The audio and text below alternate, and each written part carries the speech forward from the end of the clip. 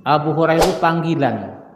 Abi karena dibaca kasroh, dibaca jer karena diawali dengan huruf an abi. Aslinya Abu Hurairah.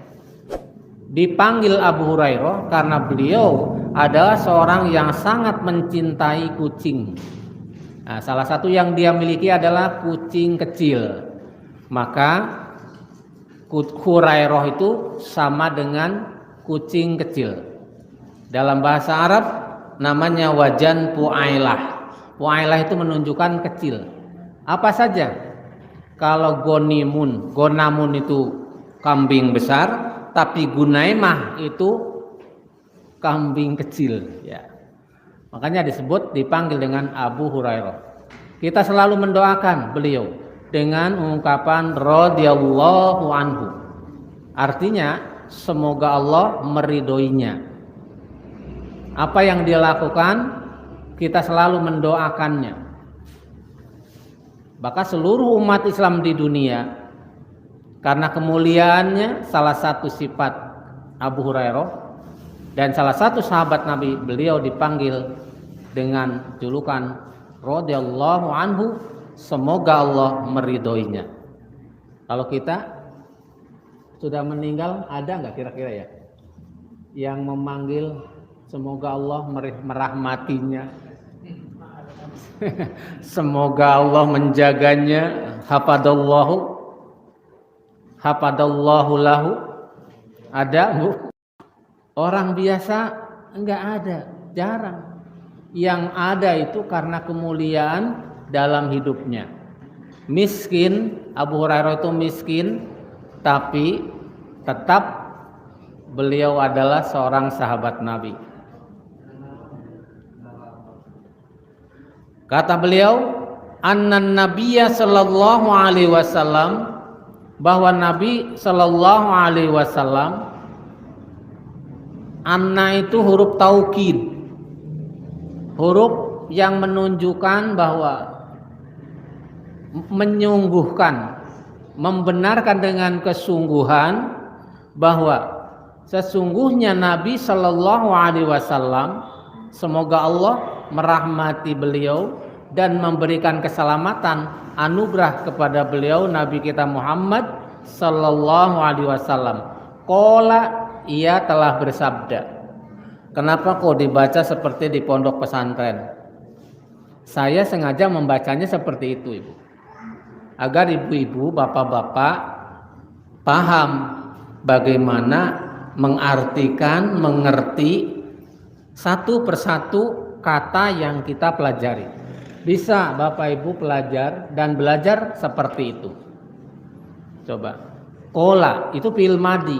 Setiap fi'il kullu fi'lin fa'ilun. Setiap fi'il pasti ada fa'ilnya, pasti ada pelakunya. Dan qala adalah fi'il madi yang menunjukkan kata waktu lampau. Telah berkata, telah bersabda. Siapa? Fa'ilnya Rasulullah sallallahu alaihi wasallam. Itu diajarkan di pondok, itu diajarkan di madrasah aliyah. Kalau di Masjid Al-Ittihad enggak diajarkan, atau di SMP enggak, SMA tidak. Yang ada di mana? MTS, MA, di pondok pesantren. Ini kalau Bapak Ibu pengen anaknya bisa ngaji, dipondokkan ya, jangan disekolahkan sekolah umum ya. Baik, kata Rasulullah, idza kumta, nalikane ngadeg sapa sira, apabila kamu berdiri, ilas sholati, kepada sholat, apabila kamu mau melaksanakan sholat, apabila kamu berdiri untuk melaksanakan sholat. Ini dari kata koma yakumu, melaksanakan. Kalau koma yakumu ala itu beda maknanya. Akoma yukimu itu maknanya mendirikan. Di sini apabila kamu mau melaksanakan sholat, fa'as bigil wudu'a, maka beliau memerintahkan dengan fi'il amar, Dan fi'il ma'amar itu menunjukkan al-amru lil wujub. Fi'il amar itu menunjukkan wajib hukumnya. Maka apabila kamu mau melaksanakan sholat, maka sempurnakanlah wudu kamu. Yang disuruh siapa? Kamu. Kamu siapa? Siapa saja yang ditunjuk dengan hadis ini. Kalau ini dibacakan saya kepada yang hadir di sini, kamu semua. Karena saya sudah dibaca duluan sebelumnya. Kamu sempurnakan wudunya. Nah, kalau untuk menyempurnakan wudu itu ada di bab wudu, bukan di bab sholat. Tapi karena wudu merupakan bagian dari penyempurna ibadah sholat, maka perintahnya adalah asbigil wudu'a. Maka sempurnakanlah wudunya dulu. Karena apa? Karena wudu merupakan bagian dari rukun sholat. Bukan apa? Syarat sahnya sholat, maaf. Wudu itu merupakan salah satu syarat sahnya sholat. Tidak wudu berarti tidak sah sholatnya. Jika tidak sah sholatnya, tidak memperoleh pahala ibadah sholatnya. Cukup mudah. Bagaimana menyempurnakan wudunya? Di dalam wudu kita harus betul-betul dijaga bagaimana agar mulai dari airnya, caranya berwudu, kemudian menurut tuntunan rukun wudunya sampai selesai berwudu, itulah yang harus kita sempurnakan. Wudunya dulu. Karena kalau tidak sah wudunya, tidak sesuai dengan rukunnya, ada yang ketinggalan salah satunya, maka wudunya tidak sah, secara otomatis sholatnya juga tidak sah. Ingat itu, wajib. Hukumnya wudu untuk melaksanakan ibadah sholat. Kalau di sini enggak disebutkan apabila tidak berwudu ya tayamum, enggak disebutkan di sini. Tapi tayamum merupakan bagian dari pengganti wudu. Maka jika tidak berwudu, bisanya tayamum, maka lakukan tayamum dengan sebaik-baiknya. Nah, ilmunya harus kita pelajari, ilmu tayamumnya bagaimana agar sholatnya sah. Bapak Ibu hadirin rahimakumullah, setelah menyempurnakan wudu, selanjutnya summas takbilil qiblata. Kemudian menghadaplah kamu ke arah kiblat. Kiblat itu tidak sama dengan kulon.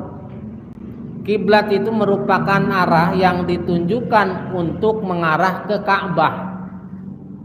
Jadi kulon dengan kiblat itu beda. Wetan dengan kiblat itu beda.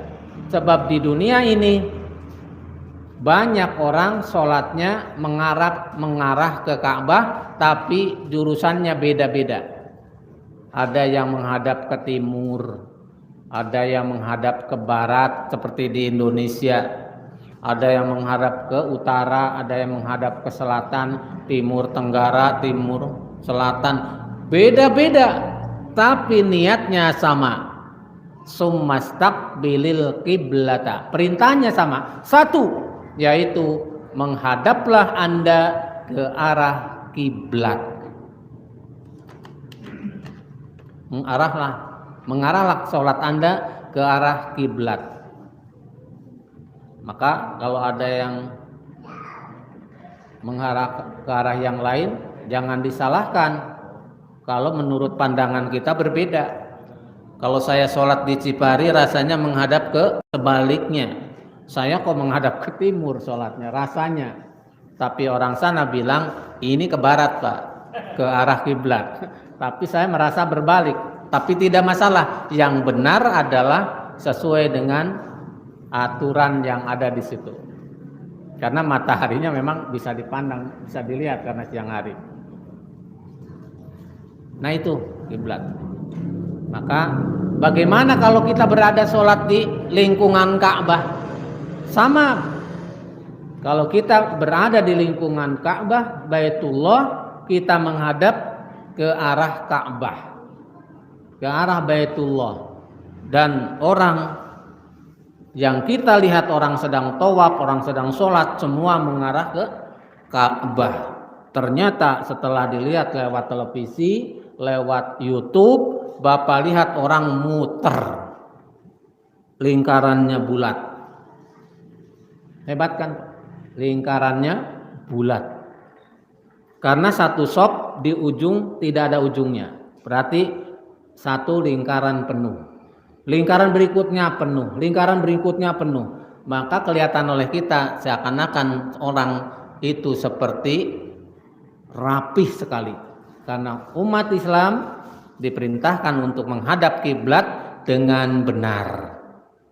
Ya perlu diketahui Bu, bahwa arah kiblat di sana itu sudah ada sapnya, sudah ada granitnya, sudah ada marmernya yang mengarah ke sana. Ya orang nggak bakal bisa jadi menceng ke sana, nggak ada. Ada di situ marmernya, sudah semuanya mengarah ke Ka'bah. Insya Allah bagi mereka yang sudah melaksanakan ibadah haji pasti sudah paham itu. Ini sholat. Bapak-bapak di sini semua pakai kopiah. Apakah kopiah ini budaya?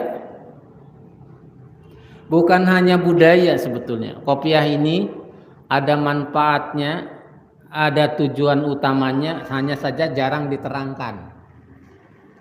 Jarang diterangkan kepada masyarakat umum.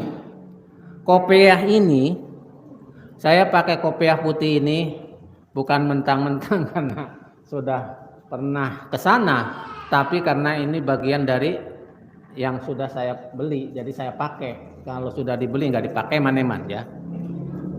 Nah, tujuan utamanya ini adalah untuk menutupi dan menghalangi rambut apabila panjang. Sehingga ketika sujud, rambut yang panjang itu tidak menghalangi kening kita untuk sujud ke tempat sujud. Kalau saja ada orang yang rambutnya panjang kemudian menutupi kening kita ketika bersujud, bisa jadi sujudnya tidak sah.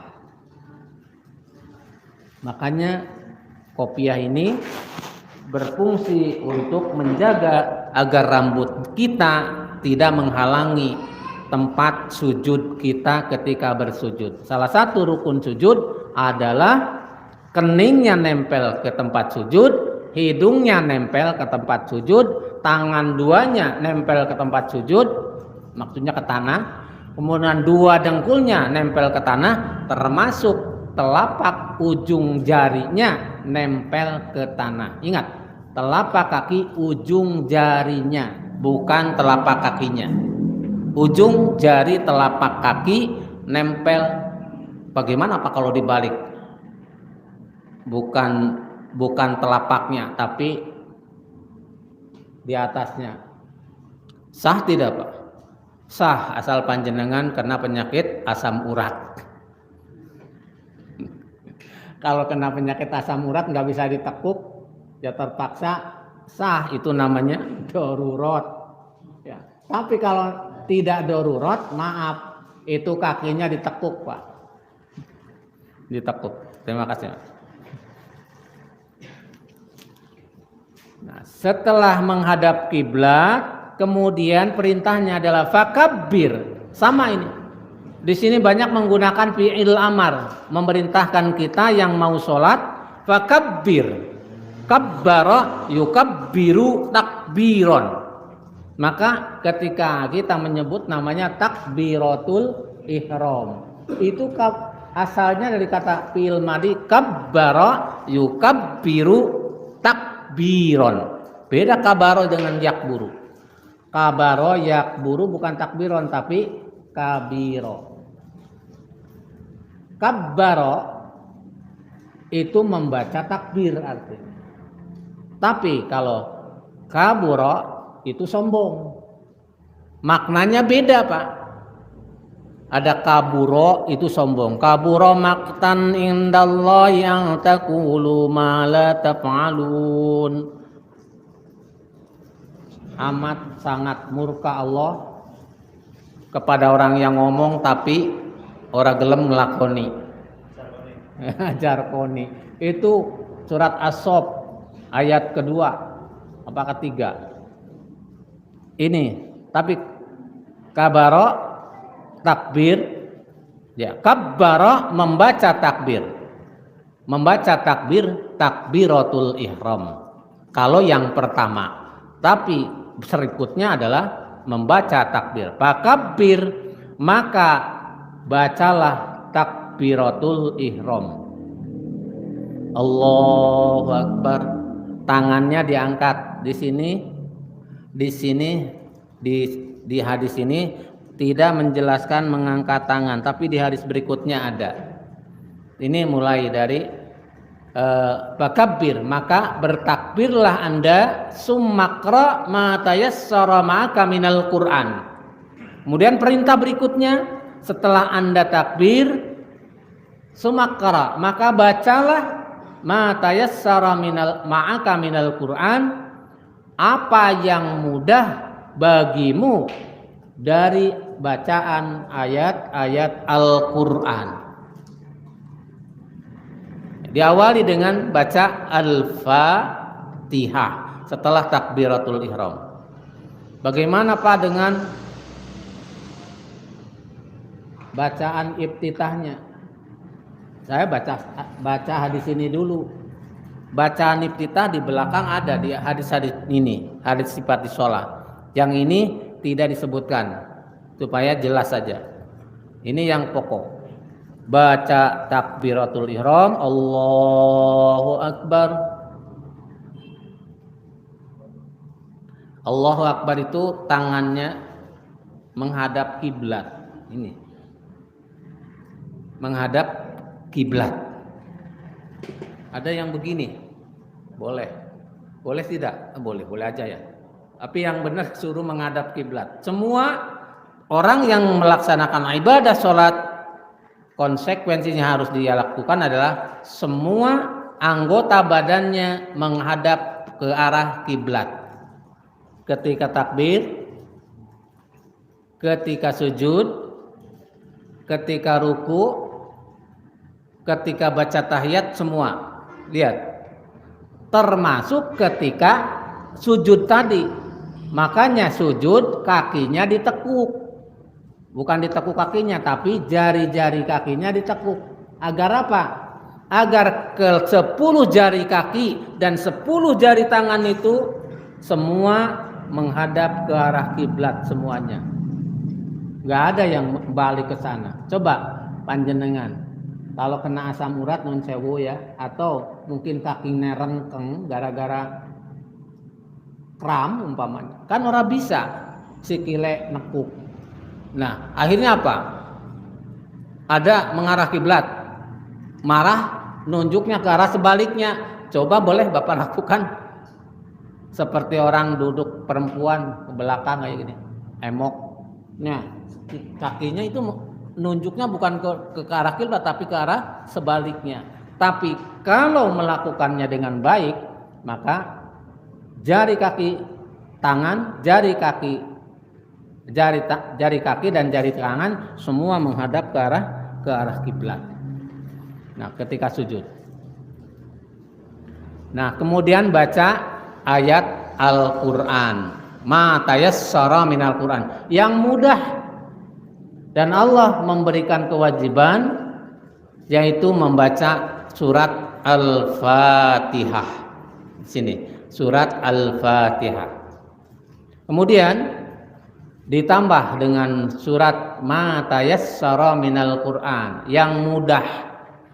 Jadi kalau yang setelah baca Al-Fatihah itu baca suratnya yang mudah-mudah aja Pak, yang hafal. Kalau ora hafal ya sekolah keri. Sing ora hafal kira-kira sholat sunat dewekan lah, ora pati hafal banget ya mending. Tapi kalau sholatnya jamaah, apa maning mimpin jamaah, itu bacaan suratnya jangan bikin jamaah jadi mandan deg-degan. Mandan deg-degan. Kadang-kadang yang hafal saja. Walaupun itu hanya kulhu, katakanlah. Setelah Al-Fatihah. Nah, setelah baca Al-Fatihah, kemudian hadis ini menunjukkan sumarka, maka berrukuklah kalian. Lakukan ruku. Ruku itu apa? Kedua tangan disimpan di atas dengkul, terus punggungnya rata dan semua menghadap ke arah kiblat. Ya, sumarka hatta tatma'inna rokian. Ingat ada tambahannya nih. Sumarka, kemudian Anda ruku, hatta sehingga sampai tatma'inna rokian, Anda ruku dengan tenang. Hatta tatma'inna rokian, Anda ruku dengan mutmainnah, dengan tuma'ninah. Tuma'ninah itu apa? Tenang. Bagaimana tuma'ninah itu yang tenang? Ada di dalam berikutnya, di sini dijelaskan bahwa Wali Ibni Majah, menurut Ibnu Majah bi isnadi Muslimin, dengan sanad Imam Muslim, hatta tatma'inna qa'iman, sehingga tumakninahlah kamu dalam keadaan berdiri.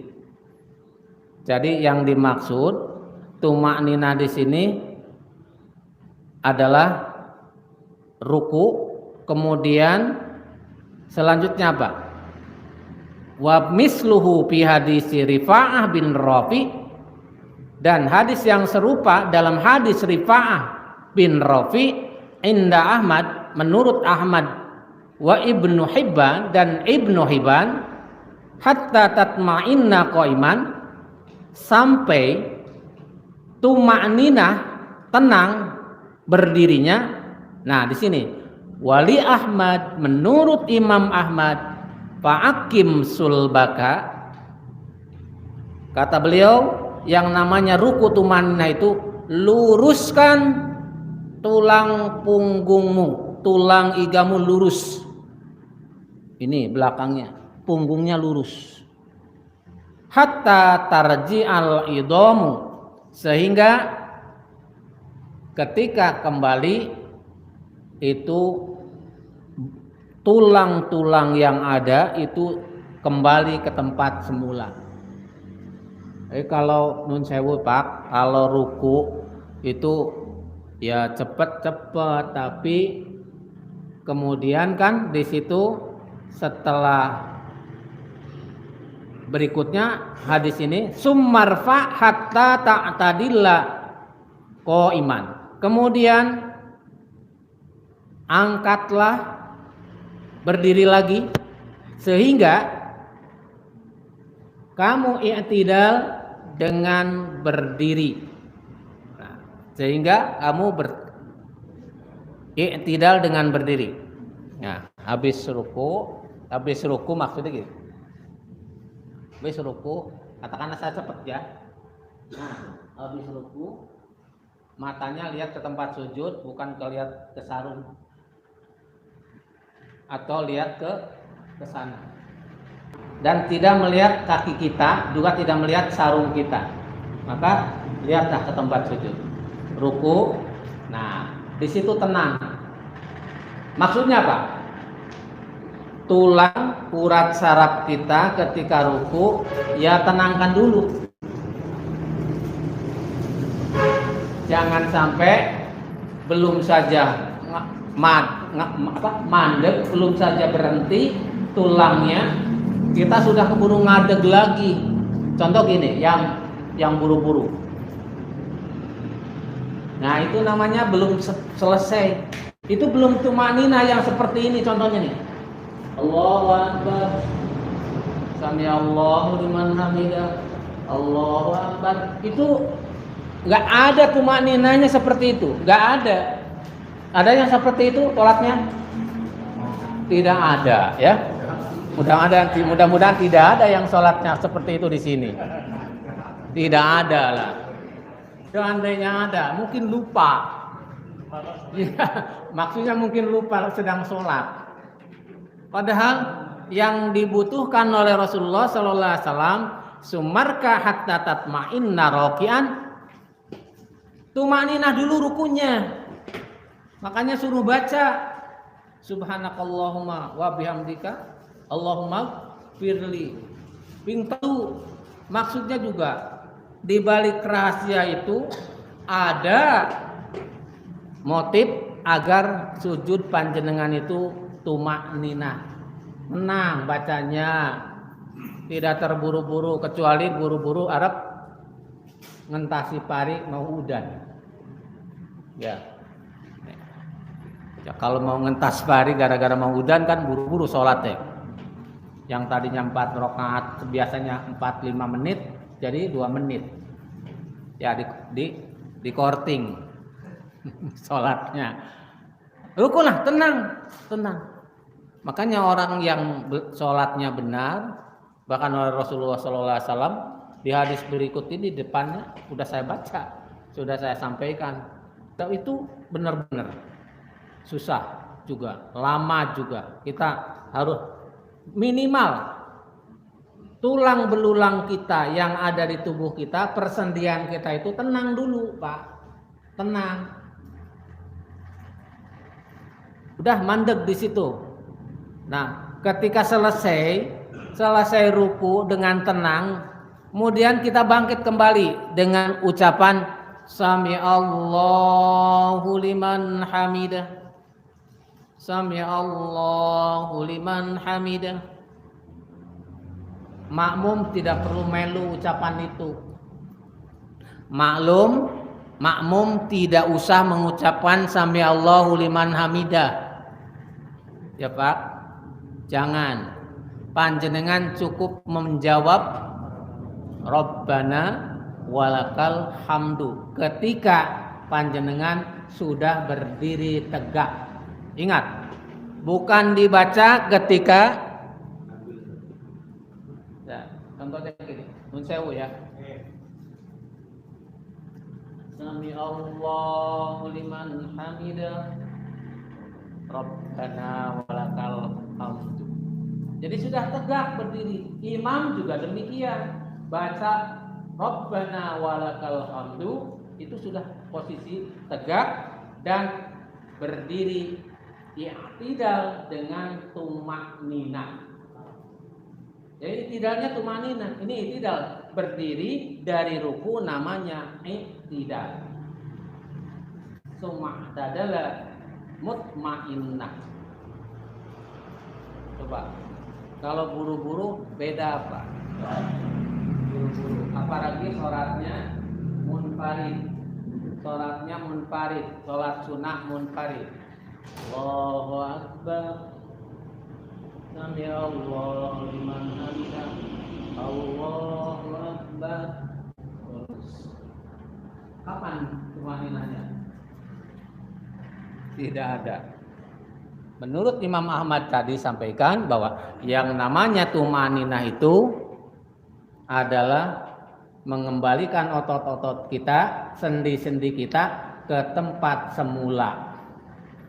Jadi kalau belum kembali ya maaf, belum disebut tumaninah menurut Imam Ahmad.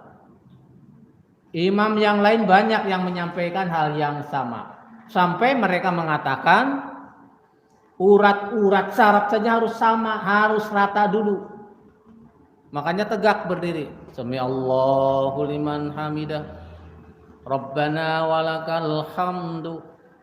Kakinya, tangannya jangan goyang-goyang. Jangan goyang-goyang guys. Allahu Akbar. Kan ada yang kayak gini. Ada enggak? Kayak bayang gini, kayak goyang-goyang aja gini.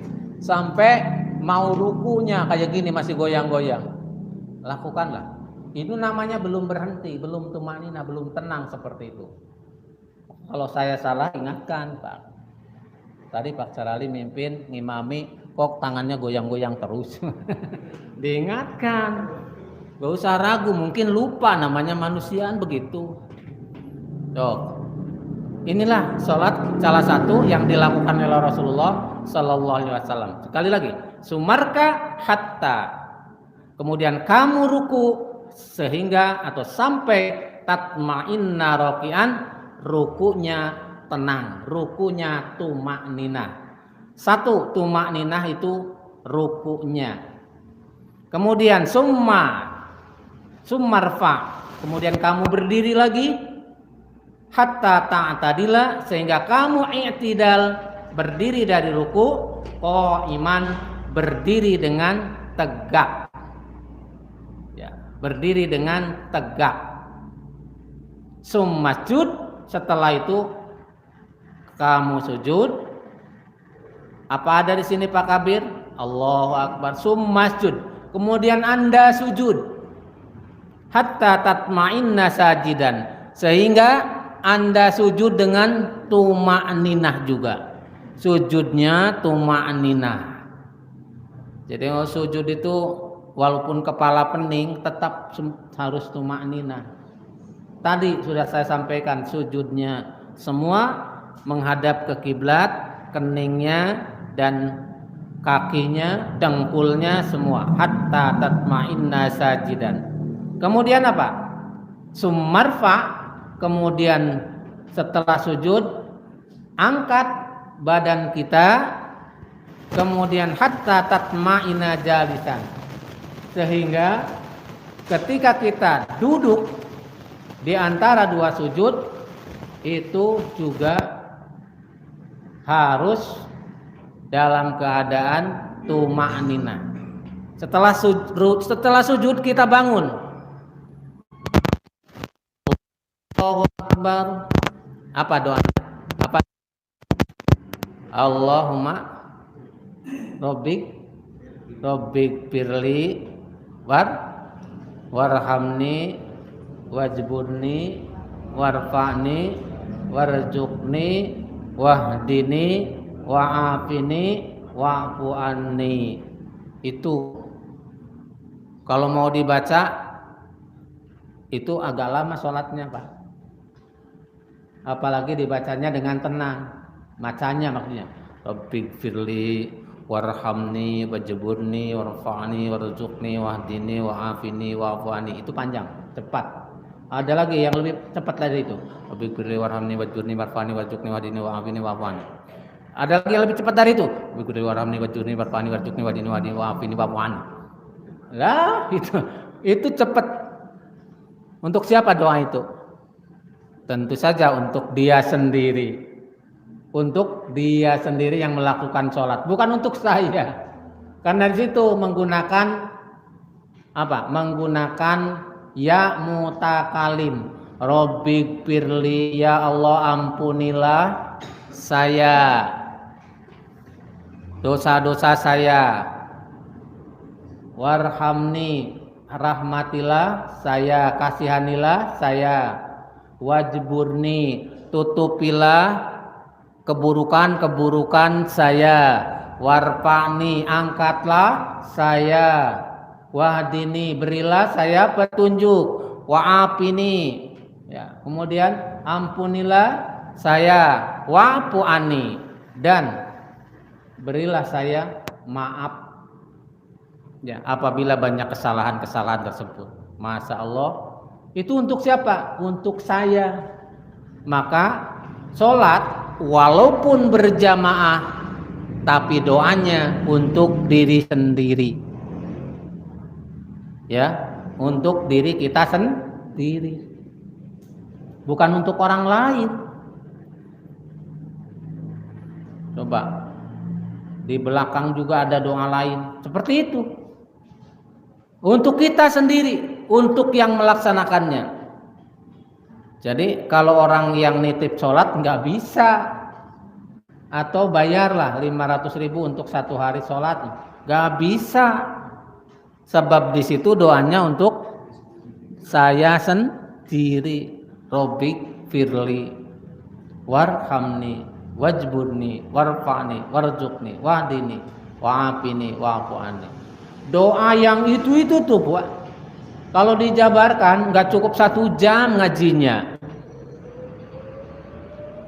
Tapi kalau ngerti maknanya, Masya Allah, kalau sholatnya benar, kita diterima oleh Allah, itu doa.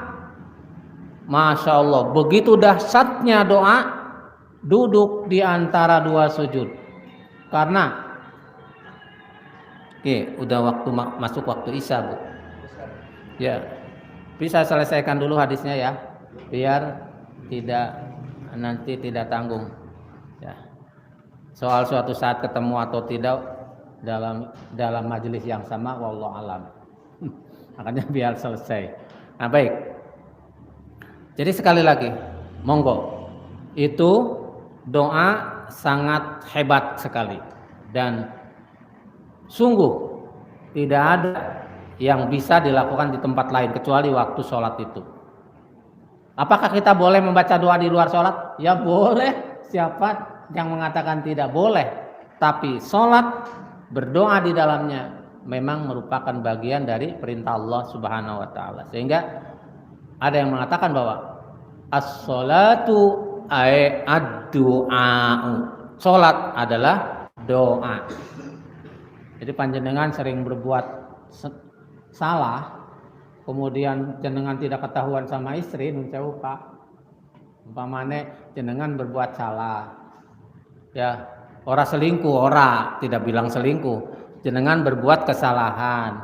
Orang lain kok sampai nggak tahu jenengan berbuat salah. Salah satunya Allah menutupi keburukan kita lewat doa itu.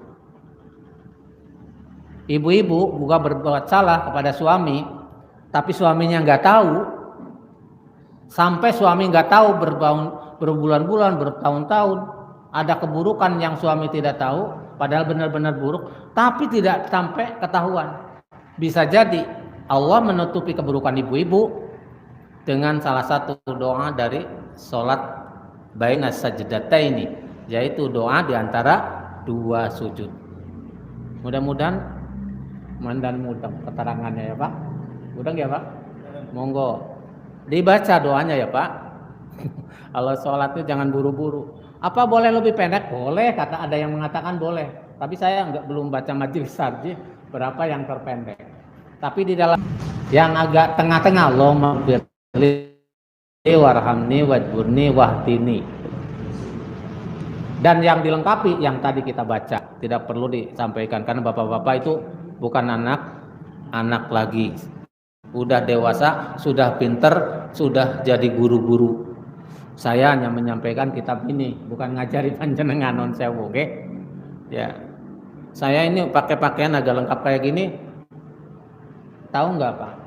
Dingin.